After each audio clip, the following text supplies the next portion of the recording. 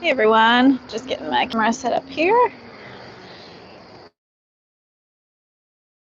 Oh my goodness.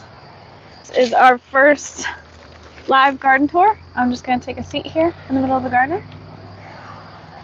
How's everybody? Good. So yeah, first live garden tour. I thought it'd be kind of fun to do something like this and start to do these on a consistent basis so that you guys could hop on and interact with me and ask me any questions in real time if you'd like to, or whatever. Yeah, just talk to me if you wanted to just hop on and chat, things like that. I figured I'd show you around the garden.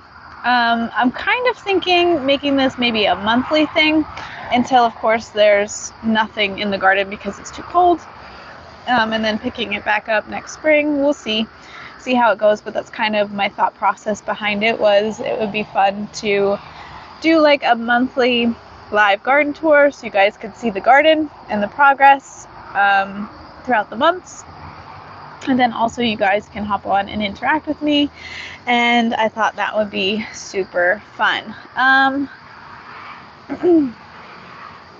I have no idea honestly how this works, so I'm hoping like if you guys comment that it comes up on the screen like it does on Facebook.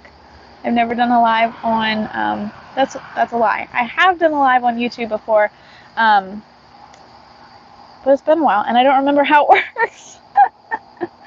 So I figured I will just start to show you guys some things. Depending on how the lives go and how much interaction we have, how many questions we have, will depend on how long the garden tour is. I'm thinking it's probably going to be like 20-30 minutes. If people get on and start really talking to me and asking me questions, it could be about an hour, but I'm going to keep it to sort of that range, half hour to an hour. I think that's probably a pretty good range. And for anyone who is hopping on afterwards and watching this later on, you can go ahead and put any questions in the comment section below, and I will try to answer those. I try to answer as many questions as I can in the comment sections of videos. So yeah, if you are watching this later on and you want to hop on and ask a question, go ahead and do that, and I will try to answer it. So I think we'll just start walking through the garden here and showing you kind of what's happening right now. There's some things that we planted a couple of days ago that I actually have not checked on. So I did a video on Monday that we were planting carrots and lettuce. So let's go over and check on those first. You guys get to be a part of like the whole transition thing now, where like the wobbly camera transitions and weird angles and such, but it is what it is. Turn you around here.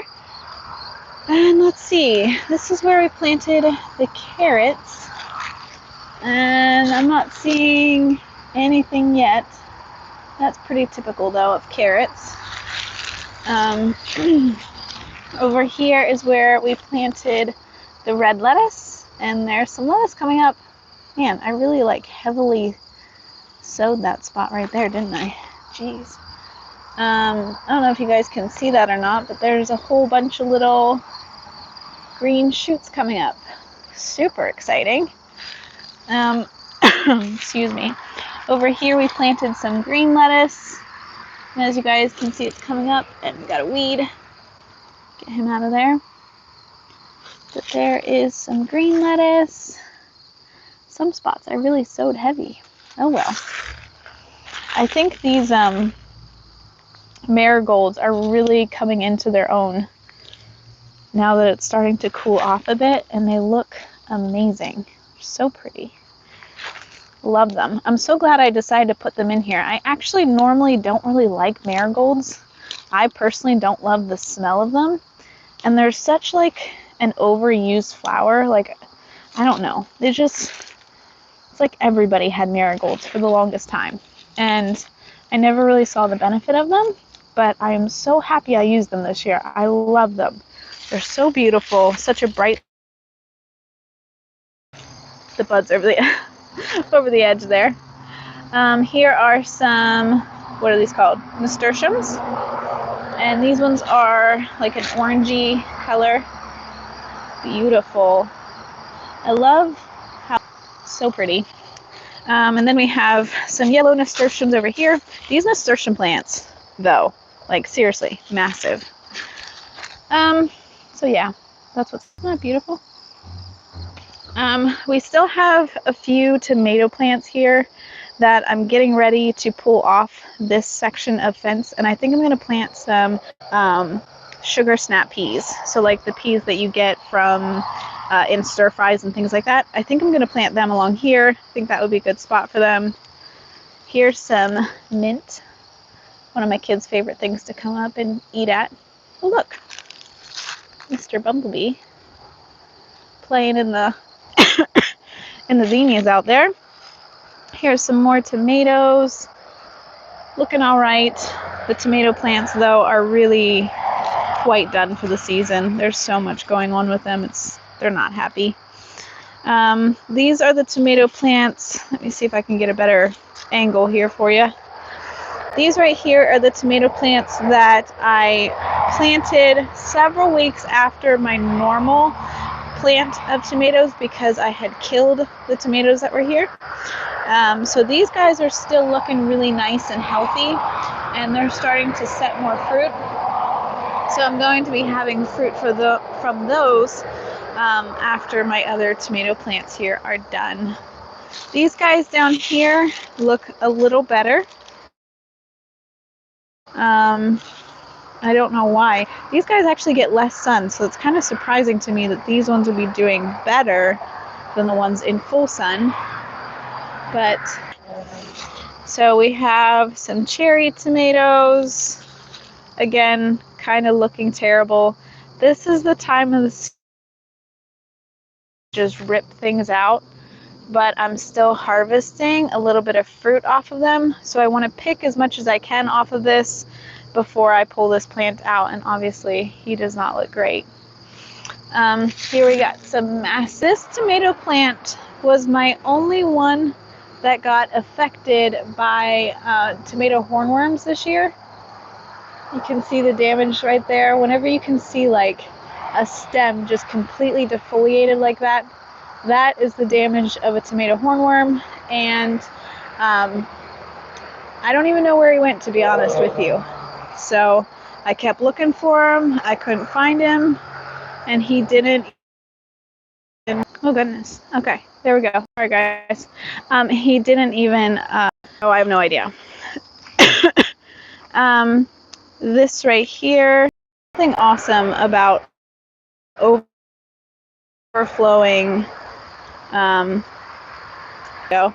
Let me know if the video is okay, guys. I'm messing around with like some stuff. Like I told you, I really don't know what I'm doing. Anyway, there's something so beautiful about the overflowing garden beds. So let me know if you guys can hear me okay, if you can see everything okay. Here in this bed, this overflowing beautiful bed is Savoy Cabbage, I think. Some type of cabbage. Let me go see. I have a tag. Let's see here. Yep, Savoy Cabbage. So this is a 55-day cabbage. So that's a shorter day cabbage. So we'll be able to harvest heads off of this before it gets too cold. And really, cabbage is a brassica. It can handle quite a bit of cold. Over here, excuse me, sorry. Over here we have our pepper plants, which these things are absolutely loaded with peppers. I don't know if you guys can see them or not on the camera. There they are. Absolutely beautiful. I love these peppers. These are actually a sweet pepper that I bought from the store, just from Walmart. And we were using them in a recipe, and I absolutely love them so much. They were like little snackable peppers, and they turn red and yellow and orange. And I saved the seeds from them because I was like, I'm just going to try it. I love them so much. And I saved the seeds and I planted these plants. And these plants are the biggest pepper plants I've ever had. And they are so loaded with fruit.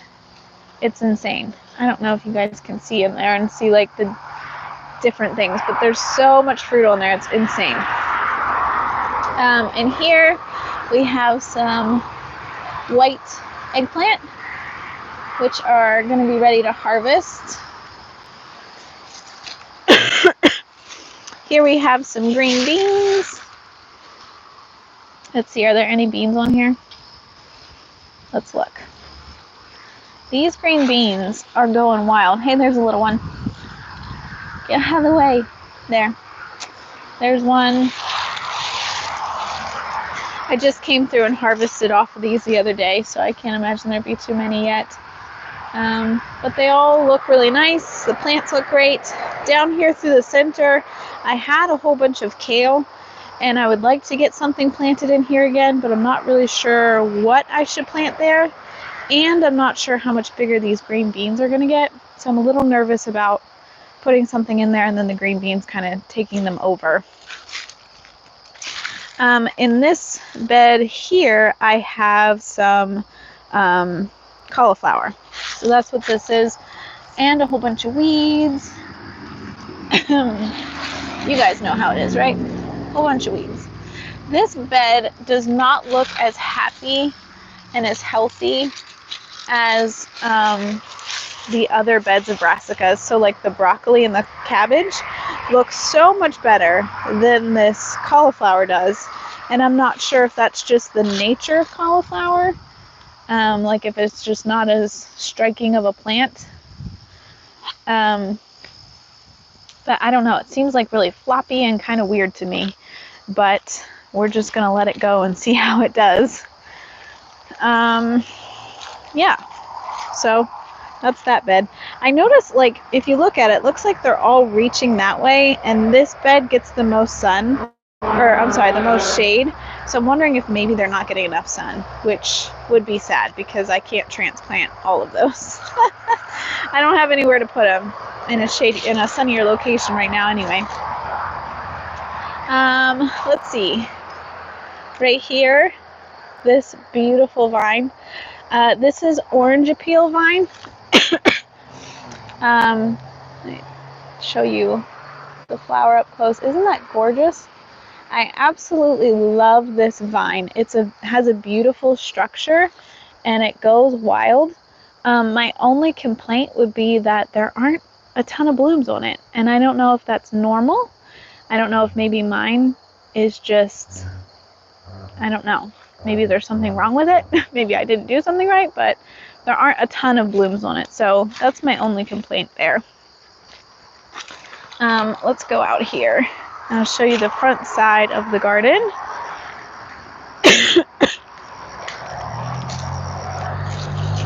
Alright, so we're going to be dealing with shadows here quite a bit, so I'm going to try to stay out of the shadows as much as possible. But I figured I'd show you the front side of the herb garden here. It's been a while since I've shown you what's out here. This whole front section of the vegetable garden bed is like on a bit of a slant and on a bit of a hill. And so I decided that I was just going to take that entire hill section and make an herb garden out of it. So over here, this is tarragon. This is sage, and I have a couple of different types of sage. So there's one, and then here's one that has like a variegation to its leaves, which you can't really see very well in the sun and shade, but it does. There's another sage. This is just another nasturtium. All the shadows. And this is, let me think, what's it called? It's that stuff you make tea out of. Chamomile, that's it. This right here, this is chamomile. I just planted all of this stuff this spring, so I expect these things to fill in a lot more as time goes on. These right here are some chives. And then right here, if you guys remember, if you saw before, I had a huge thing of cilantro here, and I shook out all the cilantro seeds after it was done, and so now those are starting to sprout and grow again, which is awesome. Love it. On the other side of the path, we have some thyme here. I think this was a pizza thyme. Yeah, this was a pizza thyme. Absolutely beautiful. I love this thyme. There's like so many leaves. I guess it's fall already, people. Here is another thyme. Let me see here. This is oregano. And did you guys know that oregano bloomed beautiful purple blooms? I didn't either. But that's oregano. There is some parsley. This is a lavender that's being taken over by a nasturtium. We have a ring of strawberries that goes the whole way around. Oh, there's a tomato. Almost made me think it was a strawberry for a second. It goes all the way down, and then there's a couple more strawberry plants up that way. Excuse me. This is basil here. Beautiful basil this year. And then there is an oregano plant. This isn't a zesty oregano. Has a little bit more of a zest to it, I guess. I don't know. These are cayenne peppers. Look at those guys. They're huge. They haven't started to turn red yet, so we're just leaving them there. Those should be fun to do something with, though.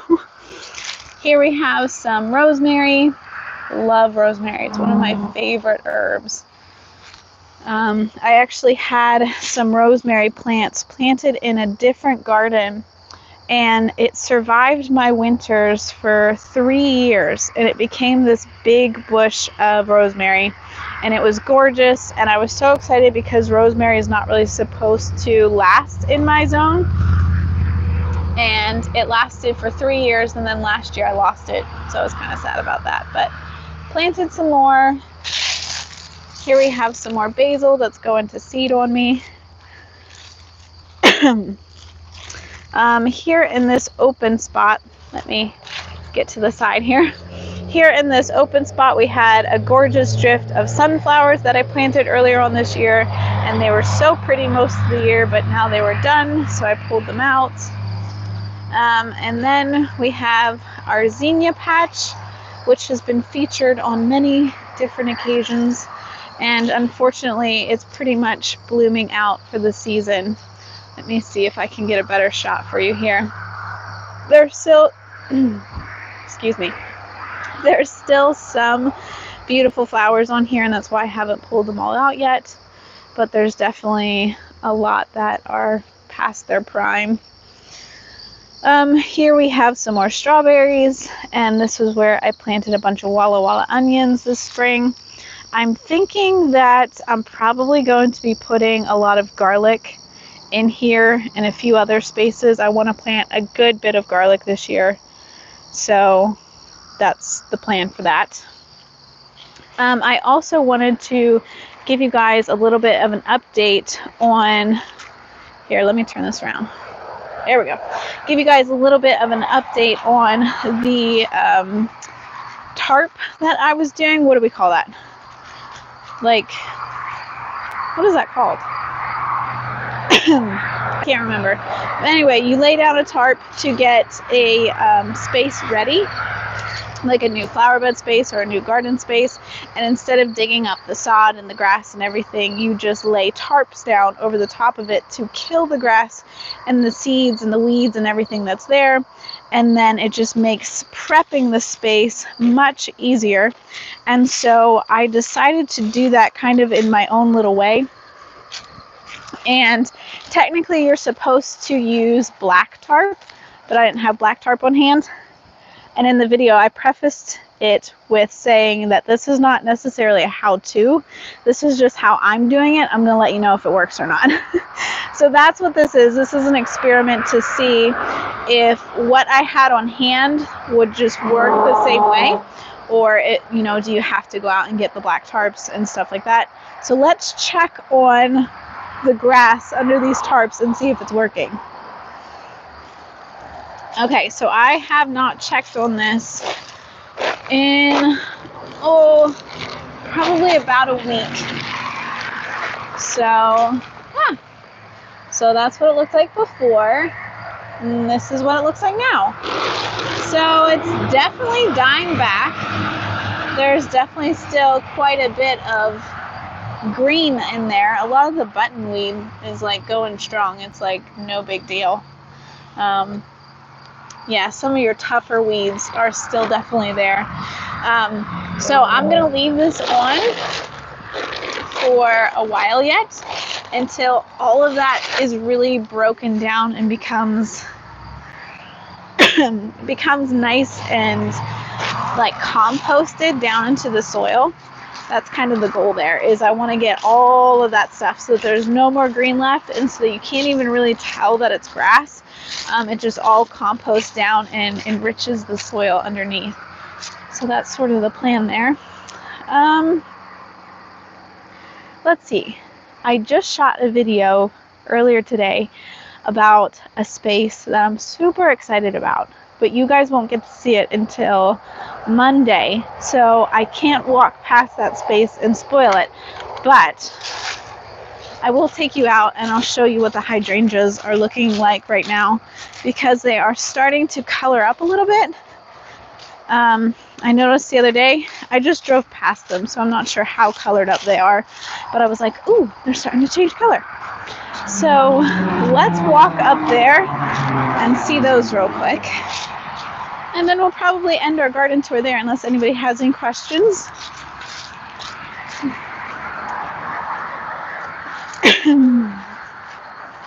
Oh, the sun right now. Like, it's a little bright to make a video, but the way the sun is just shining through all of the flowers and the hydrangeas, it's so pretty. Was this almost the golden hour? Isn't that what they call it?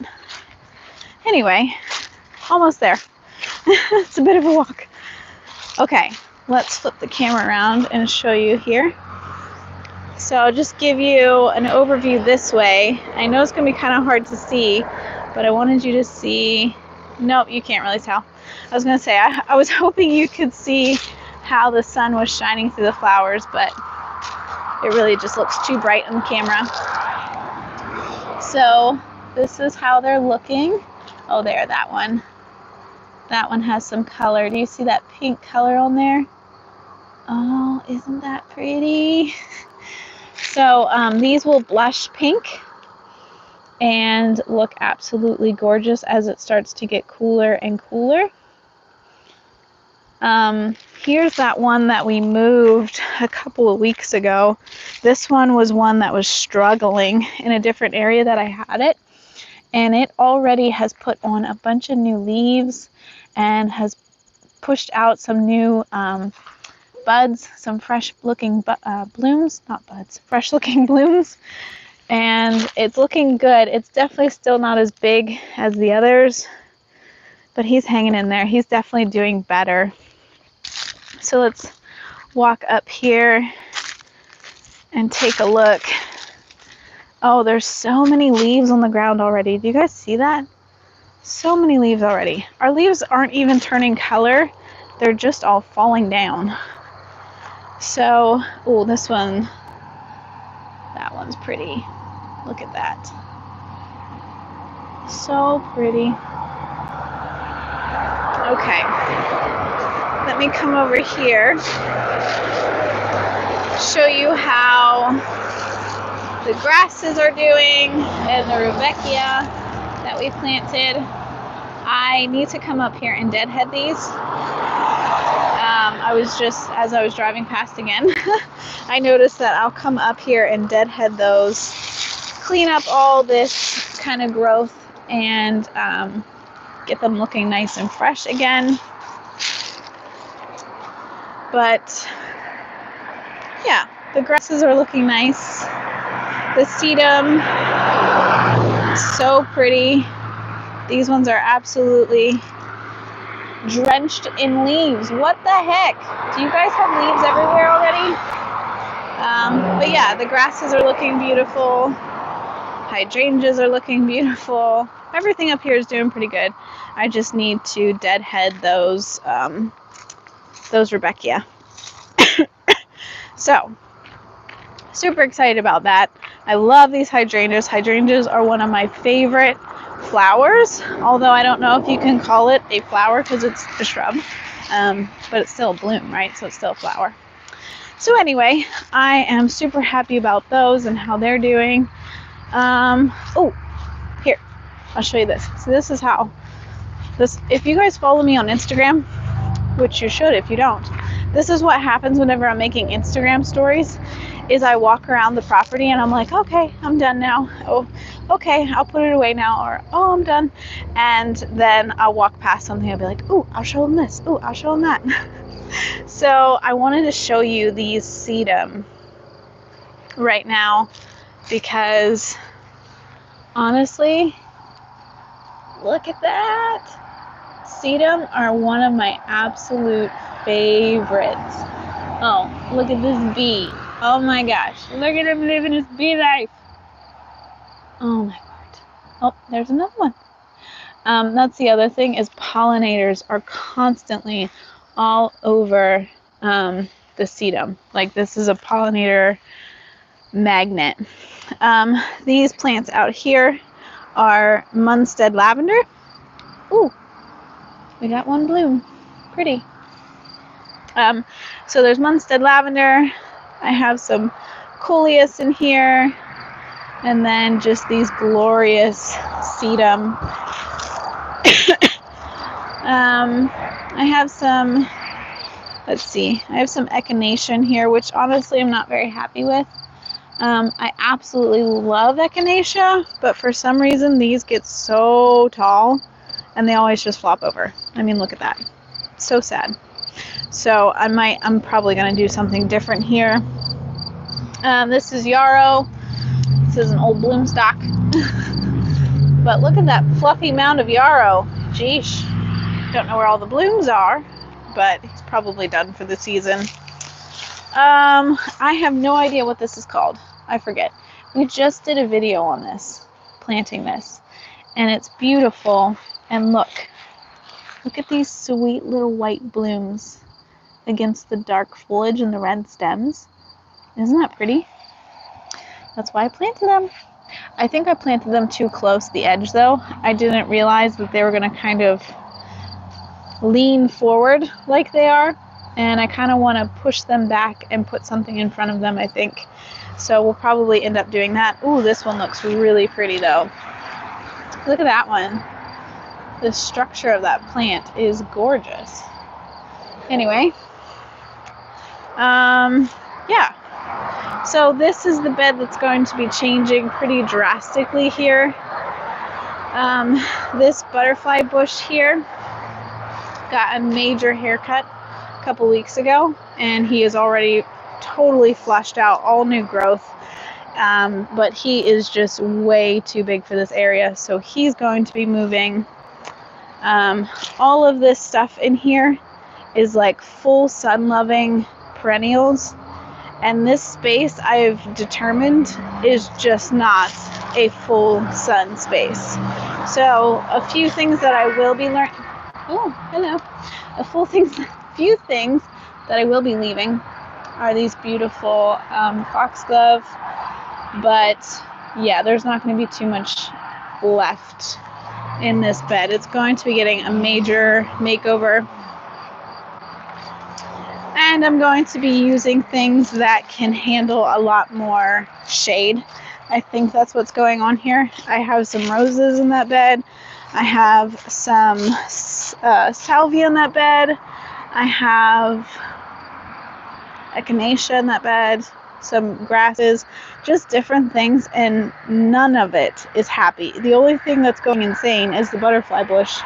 I think that's just the nature of butterfly bushes. I don't think that has anything to do with the space itself or it being happy.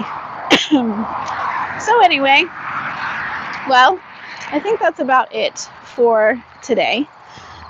Today's tour.